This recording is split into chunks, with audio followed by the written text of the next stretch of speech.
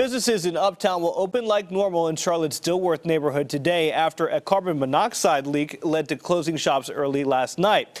Dozens of people were forced to evacuate their apartments and businesses along East Boulevard. Queen City News reporter Daniel Pierce found out the source of the gas exposure actually came from a piece of work equipment that was left on.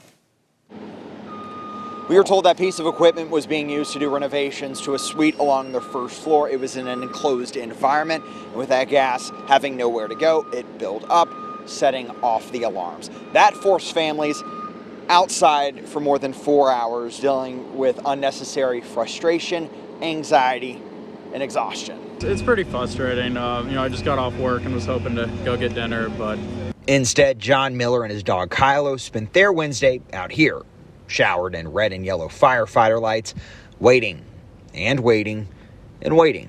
When we got back here after the walk about 30 minutes ago, it did smell sort of like natural gas a bit. Not exactly sure what it was.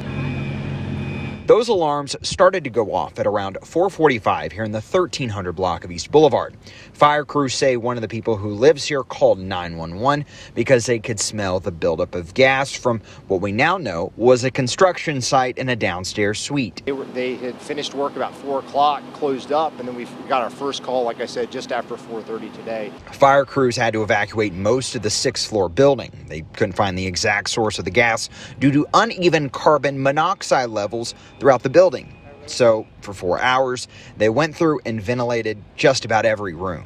I've seen them up in some of the office buildings, up like in some of the offices on the second level there. I guess, looking around, seeing them going in the bottom restaurants. All the residential units are individually owned condominiums, and so in order to gain access to those, we have to be methodical and thorough as we do that, as well as make sure we're not skipping any steps and make sure that we actually isolated what the cause of the carbon monoxide is. While outside, there were more than 24 people treated for headaches and shortness of breath, common illnesses with carbon monoxide exposure. Over the course of the incident, we saw a total of 26 patients, 11 of which have been transported. 3 were transported by ambulance, and another 8 were transported on our mass casualty evacuation bus. Everyone is expected to be okay after a night they can only hope to avoid in the future.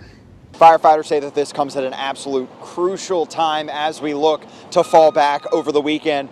This is the time to go through, change all of your smoke detectors and all of your carbon monoxide detectors to make sure that they're going to be operating properly so they can detect a situation like this. In Dilworth, Daniel Pierce, Queen City News.